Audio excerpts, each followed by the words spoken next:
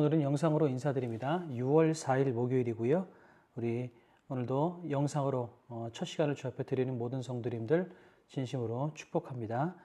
우리 묵상집을 갖고 계신 분들은 묵상집에 아마 오늘 찬송가가 표시가 되어 있을 겁니다. 우리 같이 찬송가 찬양하시고 기도하고 말씀 보도록 하겠습니다.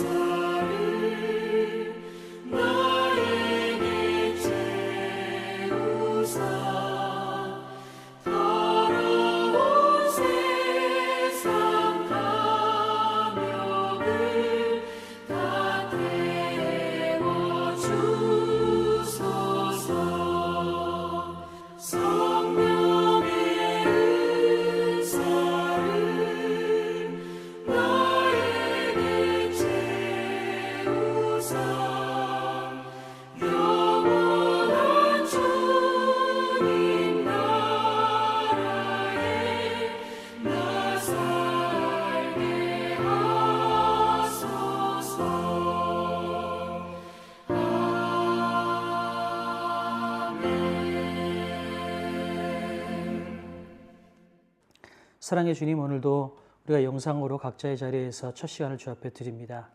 우리가 방법이 어떠하든 어떤 장소에 있든 주의 이름을 진심으로 부를 때 주께서 그 자리에 응답하시고 일하시고 역사하여 주시옵소서. 우리 예배를 받아주시고 성령 충만하게 오늘의 삶을 주께서 돌보시고 인도하여 주시며 주님 우리의 기도에 또한 들어주시고 응답하여 주시옵소서. 하나님 안에서 풍성한 삶을 살아갈 수 있도록 하나님 도와주시옵소서. 우리 도서관이 세워지는 것과 또 주일학교가 세워지는 것, 그리고 6월 14일에 있을 전도축제 가운데 하나님 우리 모두가 힘을 합쳐서 기쁜 마음으로 맡겨진 사명들을 잘 감당할 수 있도록 주님 도우시고 또 좋은 열매가 맺혀지게 하나님 도와주시옵소서. 그를 간증하시는 집사님 가운데도 성령께서 함께하여 주셔서 하나님을 온전히 증거하고 자랑할 수 있도록 주님께서 돌보시고 인도하여 주시옵소서. 우리 태신자들의 마음을 주님께서 움직여 주셔서 교회 나올 수 있도록 하나님 도와주시고 그들에게 믿음이 들어갈 수 있도록 도와주시옵소서. 감사드리며 예수님의 이름으로 기도드립니다. 아멘. 오늘 말씀은 고린도전서 12장 1절에서 11절입니다. 제12장 형제들아, 신령한 것에 대하여 나는 너희가 알지 못하기를 원하지 아니하노니 너희도 알거니와 너희가 이방인으로 있을 때 말 못하는 우상에게로 끄는 그대로 끌려갔느니라. 그러므로 내가 너희에게 알리노니 하나님의 영으로 말하는 자는 누구든지 예수를 저주할 자라 하지 아니하고 또 성령으로 아니하고는 누구든지 예수를 주시라 할 수 없느니라. 은사는 여러 가지나 성령은 같고 직분은 여러 가지나 주는 같으며 또 사역은 여러 가지나 모든 것을 모든 사람 가운데서 이루시는 하나님은 같으니 각 사람에게 성령을 나타내심은 유익하게 하려 하심이라. 어떤 사람에게는 성령으로 말미암아 지혜의 말씀을, 어떤 사람에게는 같은 성령을 따라 지식의 말씀을, 다른 사람에게는 같은 성령으로 믿음을, 어떤 사람에게는 한 성령으로 병 고치는 은사를, 어떤 사람에게는 능력 행함을, 어떤 사람에게는 예언함을, 어떤 사람에게는 영들 분별함을, 다른 사람에게는 각종 방언 말함을, 어떤 사람에게는 방언들 통역함을 주시나니 이 모든 일은 같은 한 성령이 행하사 그의 뜻대로 각 사람에게 나누어 주시는 것이니라. 오늘은 제가 말씀을 이렇게 아침마다 묵상하는 것들을 아마 이 화면으로 여러분 보실 수 있을 것 같아요. 여기서 먼저 형제들아라고 이야기하고 있습니다. 형제들. 아마 이게 고린도 교회 사람들을 이야기하겠죠. 그다음에 신령한 것에 대해서 나는 너희가 알지 못하기를 원치 아니하노니. 말이 좀 어렵지만 신령한 것에 대해서 나는 너희가 알기를 원한다라고 하는 의미겠죠. 그럼 여기서 신령한 것이 뭘까? 지금은 신령한 것이 뭔지 잘 모르겠습니다. 그런지 이렇게 체크를 해놓는 거예요. 그러면서 너희도 알거니와 너희가 이방인으로 있을 때에 말 못하는 우상에게로 끄는 그대로 끌려갔느니라. 이 말은 가만히 읽어보면 너희가 이방인이었을 때, 그러니까 그리스도인이 아니었을 때에는 너희가 우상에게로 끄는 그대로 끌려갔느니라. 우상을 섬기는 사람들이었다라는 것을 얘기하는 거죠.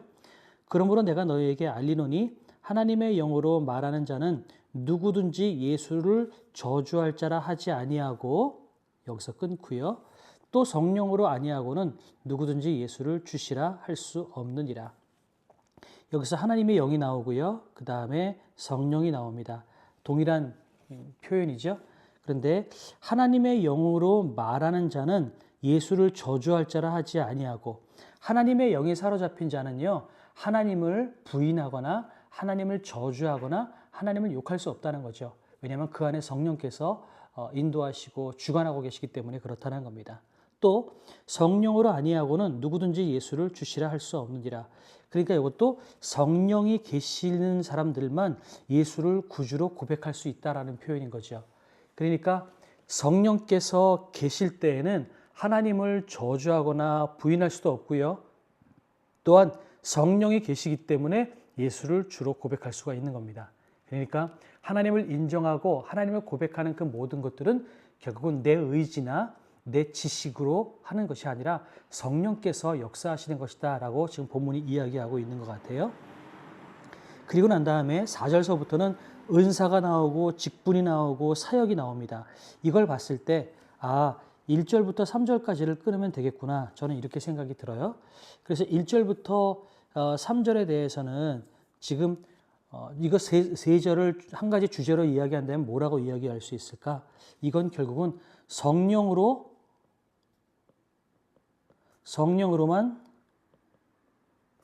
주님을 고백할 수 있습니다.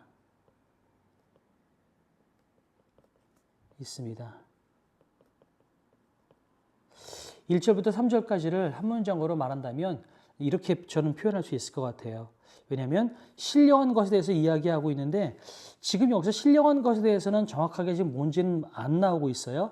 그런데 밑으로 쭉 읽어보면 성령으로 말미암아 하나님의 영으로 말미암아 예수를 저주하지 못한다. 그리고 하나님의 영으로 말미암아 예수를 주시라 고백한다. 이런 식으로 표현하고 있거든요.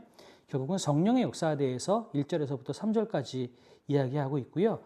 그 다음에 그 뒤에 4절서부터는 은사, 직분, 사역 이런 얘기가 나옵니다. 이걸 봤을 때 저는 신령한 것이 뭘까라고 1절에 지금 물음표를 쳐진 이 신령한 것에 대해서 고민해 본다면 어쩌면 신령한 것은 성령께서 일하시는 것, 성령께서 하시는 일, 이것일 거라는 생각이 들어요. 그래서 은사, 직분, 사역, 이 모든 것들이 신령한 일이 아닐까? 그런 생각이 들어요. 그 다음에 또 뭐가 있을 수 있을까요? 성령께서 하시는 것. 여기서는 하나님을 고백하는 것. 주라 고백하는 것. 아마 이것도 신령한 일이라고 볼 수가 있을 것 같아요. 왜냐하면 성령께서 주도해서 하시는 일이기 때문에 그래요. 그래서 1절부터 3절까지를 이렇게 쪼개서 보고요. 4절서부터 그러면 11절까지는 무슨 얘기를 하고 있는지 한번 보도록 하겠습니다. 은사는 여러 가지나 성령은 같고 직분은 여러 가지나 주는 같으며 사역은 여러 가지나 모든 것을 모든 사람 가운데서 이루시는 하나님은 같으니, 결국은 동일한 이야기죠. 은사, 직분, 사역은 다양할지 모르지만 그 은사와 직분과 사역의 주체가 되시는 성령님, 주님, 하나님, 결국은 한 분이신 거죠. 하나님께서 주도하신다. 이 주관자인 하나님은 한 분이시다라는 것을 이야기하고 있는 것 같아요. 각 사람에게 성령을 나타내심은 유익하게 하려 하심이라. 성령을 우리에게 보여주시는 것은 유익하게 하려 하는 거구나. 여기서 유익하게 하다라는 말이 좀 마음에 오늘 들어오고요. 어떤 사람에게는 성령으로 말미암아 지혜의 말씀을, 어떤 사람은 성령을 따라 지식의 말씀을. 그러니까 지혜의 말씀이나 지식의 말씀도요, 사람의 지혜와 지식이 아닙니다. 성령을 따라 성령께서 주시는 말씀으로 지혜와 지식의 말씀을 할 수 있는 거죠.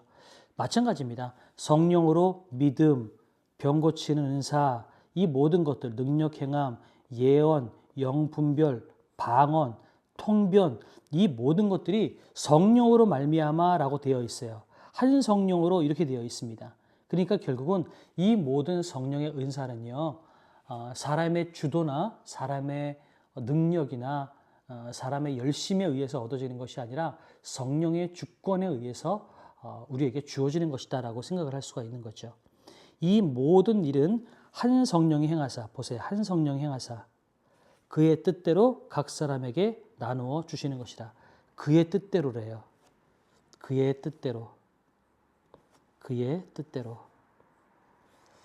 그래서 그러면 4절서부터 11절까지를 한 문장으로 우리가 이야기한다면 뭘로 정리할 수 있을까? 첫 번째 1절서부터 3절까지는 성령으로만 주님을 고백할 수 있습니다. 이렇게 고백했다면 우리 두 번째 4절서부터 11절은 뭐라고 이야기할 수 있을까요? 모든 것은 성령으로 말미암아 주어집니다. 이렇게 이야기할 수 있을까요? 모든 은사는 성령으로 말미암아 주어집니다. 자, 이렇게 두 덩어리로 나눴습니다. 그리고 문장을 하나하나 보면서 필요한 단어, 또 모르는 것이 무엇인지, 또 나에게 꽂힌 말이 무엇인지 이런 것들을 좀 체크를 했습니다. 이제 이런 것들을 가지고 조금 더 깊이 있게 보는 거예요. 깊이 2번 정도 계속 보면서 오늘 본문이 하나님께서 나에게 무슨 말씀을 하시길 원하실까? 내가 오늘 어떻게 살기를 원하실까?라고 우리가 생각하면서 고민해 보는 거죠. 그랬을 때 저는 오늘 7절이 먼저 들어와요. 그 뭐냐면 각 사람에게 성령을 나타내심은 유익하게 하려 하심이라. 그러니까요. 지혜, 지식, 믿음, 병 고치는 은사, 능력 행함, 예언, 영분별, 방언, 통변, 이 모든 것들은요. 한 성령에 의해서 우리에게 주어지는 거래요. 그래서 4, 5, 6절에서도 반복해서 정리해서 이야기하잖아요. 은사도 여러 가지지만 성령이 같고요. 직분도 여러 가지지만 주가 같고요. 사역이 여러 가지지만 하나님이 같대요. 그러니까 결국은 아무리 교회 안에 다양한 것들이 있고 다양한 삶을 살고 또한 성령의 은사가 다양하다 할지라도 이 모든 것들은 한 분 하나님, 성령 하나님에 의해서 우리에게 주어지는 건데 그 목적이 뭐냐? 유익하게 하려 하는 거래요. 공동체를 유익하게 하려 하는 것이 성령께서 우리에게 주신 은사입니다. 자, 그래서 예를 들어서 이런 거죠. 어떤 분이요. 요거는 제가 최지훈 목사님네 교회를 예를 들겠습니다. 그 교회에요. 어떤 권사님이 아주 기도를 많이 하시는 권사님이 계세요. 그런데 이 권사님은 기도의 은사가 있으세요. 그래서 기도하면서 응답을 받기도 하고 때로는 이게 뭐 여러 가지 질문이 있으면 그 권사님이 기도해줘서 뭔가 문제가 해결되기도 하고 그런 그 기도의 은사가 굉장히 강력하신 분이 계신 거죠. 그러니까 초반에는요. 성도님들이 모르게 최지훈 목사님보다 그 권사님한테 가서 기도받기를 더 좋아했었대요. 그런데 최지훈 목사님이 그걸 알고 있으면서도 불구하고 그분이 기도하시는 것들을 가만히 그냥 막거나 제지하지 않으셨다고 이야기합니다. 왜 그러냐면 그분은 너무나 인격적이셔서 기도할 때요. 분란을 일으키지 않아요. 교회를 세우고 목사님을 세우고 교회의 질서를 어지럽히지 않는 선 안에서 기도의 응답을 이야기하시고 기도해 주신다라는 거죠. 그러니까 오히려 그분이 목사님보다 기도의 은사는 더 많을지 모르지만 오히려 그분은 그 은사를 가지고 교회를 세우고 목회자를 세우는데 더 많이 사용하시다라는 거죠. 그러니까 교회도 덕이 되고 최지훈 목사님이 목회하시는 데에도 큰 힘이 되더라는 겁니다. 이런 겁니다.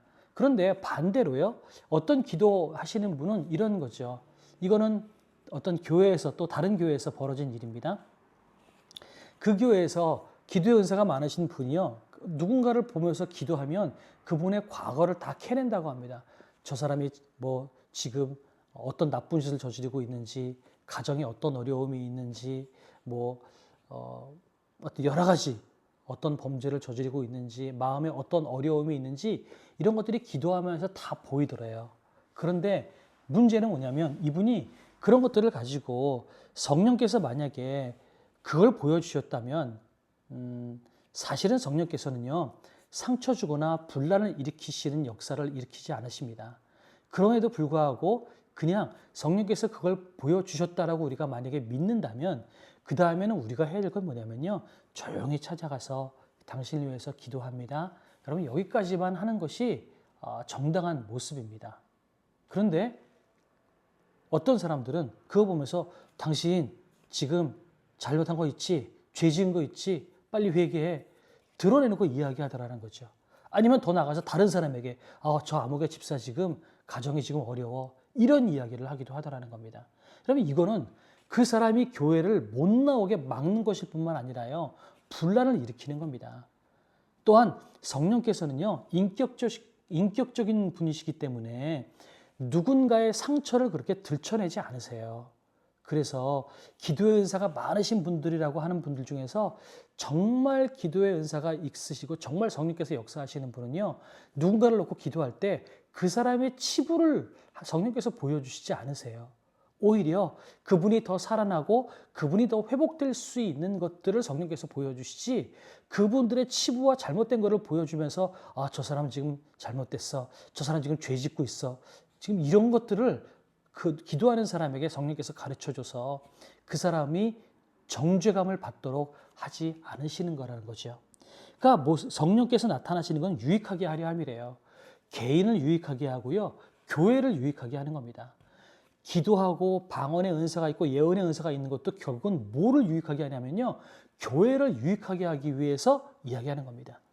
누군가가 병 고치는 은사가 있어요. 그럼 병 고치는 은사를 하나님께서 성령께서 어떤 사람에게 저 사람이 병 고치는 은사가 있다라고 그 사람에게 병 고치는 은사가 있다는 것을 두드러지게 나타나게 해주실까요? 안 그래요. 왜 그러냐면 누군가가 병 고치는 은사가 있다는 것이 확실하게 드러나면 아마 사람들이 그 사람한테 가서 기도받으려고 할 것 같아요. 내 병 좀 고쳐주십시오. 그러면 뭐가 되는 줄 아세요? 그 사람이요. 무당하고 똑같아지는 거예요. 돈 받고 그 사람을 위해서 기도해 주는 것. 제가 그런 목사님을 예전에 본 적이 있어요. 아주 오래전이었는데요. 제가 한 6개월 정도 섬겼던 어떤 교회가 있었습니다. 근데 나중에는 그 교회가 아마 이단 판정 받았을 것 같아요. 제가 다니다가 여기는 아닌 것 같다 싶어서 그 교회를 나왔는데요. 그 교회는 예배 때 성도님들 보면 별로 생동감이 없어요. 설교 말씀을 듣지도 않고 그냥 가만히 앉아 있는 것 같아요. 그런데 문제는 예배가 끝나고 나면 한 사람씩 두 사람씩 목사님 방에 들어갔다 나오더라는 거예요. 그걸 기다리는 거예요. 왜 그러냐면 그분이 기도의 은사가 있었거든요. 그러니까 그분들은 예배를 드리면서 하나님께 영광 올려드리는 게 목적이 아니라요. 예배 끝나고 기도받으면서 마치 점괘를 얻어내듯이 어떻게 살아야만 됩니까? 주식을 어디다 투자하면 될까요? 언제 내 병이 고쳐질까요? 이런 것에 대한 대답을 듣기 위해서 교회에 나와서 목사님께 기도받는 거예요. 여러분 하나님께서 이렇게 일하시지 않는다라는 거죠. 교회는요.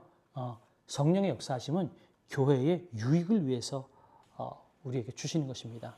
그렇다면 이것을 가지고 오늘 우리가 적용할 건 뭘까요? 하나님께서 나에게 여러 가지 은사를 주셨어요. 은사가 없는 사람은 아무도 없어요. 하나님께서 각양 사람마다 다양한 은사를 주셨습니다. 은사가 뭐예요? 기프트, 선물이거든요. 달란트, 이게 은사거든요. 어떤 분은 청소를 잘 하시는 분이 계세요. 어떤 분은 밥을 잘 하시는 분이 계시고요. 어떤 분은 우리 박순장 원사님 같은 경우는 천을 가지고 뭐 천막인 커튼에 이런 걸 잘 만드시잖아요. 이것도 은사예요. 이런 것들을 가지고 뭐 하시는 거예요?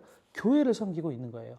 기도 많이 하시고 기도의 은사가 있으신 분은 그 기도로 말미암아 다른 사람이 못하는 기도의 분량을 내가 채우는 데에 내가 쓰임 받는 겁니다. 그래서 교회에 유익이 되는 거죠. 이런 식으로 하나님께서 나에게 주신 은사가 무엇일까? 그리고 이 주신 은사를 가지고 어떻게 하면 우리 가정과 우리 교회에 유익이 될까? 이것이 오늘 우리의 기도 제목이 되었으면 좋겠다라는 생각이 들어요.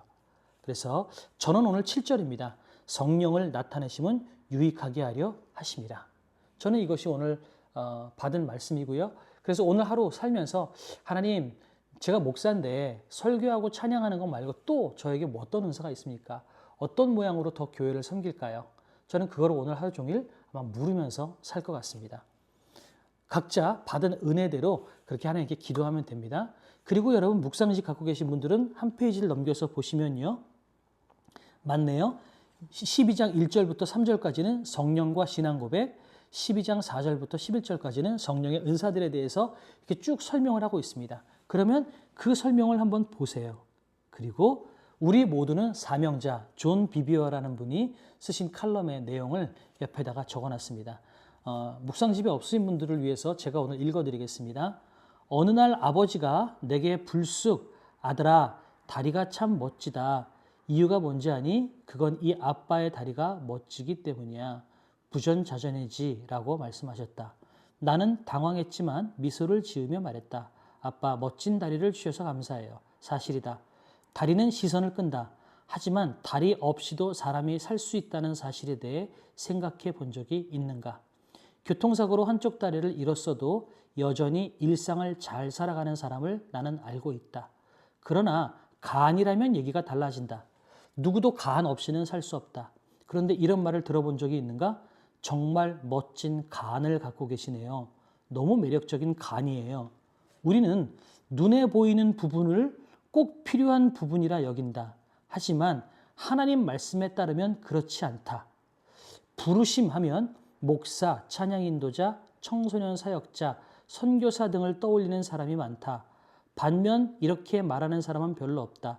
그는 의료계로 부르심을 받아 새로운 암치료법을 개발하고 있어. 그는 하나님 나라를 확장하기 위한 부르심을 받고 국회에서 법을 제정하는 데 힘쓰고 있어. 우리는 모두 각자 하나님의 일을 하는데 꼭 필요한 독특한 은사와 함께 부르심을 받았다.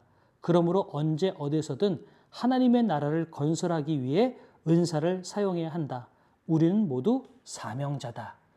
우리 모두가 은사가 있다면 교회뿐만 아니라 지금 이 말씀은 세상에서 하나님의 나라를 세우는 일에 쓰여야 된다는 이야기를 하고 있습니다. 그죠? 법조계라면 그리스도인이면서 법조인이라면 법조계에서 복음을 드러내는 삶을 살아야 되고요. 또 그리스도인이면서 의사라면 의료계에서 복음을 드러내는 삶을 살고 우리가 나에게 주신 그 은사, 운전하시는 분은 운전하는 자리에서 복음을 드러내는 삶을 살고 그것이 곧 하나님께서 우리에게 주신 은사라는 거죠. 그래서 오늘 각자 받은 말씀 가지고 기도할 땐 하나님 내가 주신 말씀 가지고 기도합니다. 응답해 주시옵소서.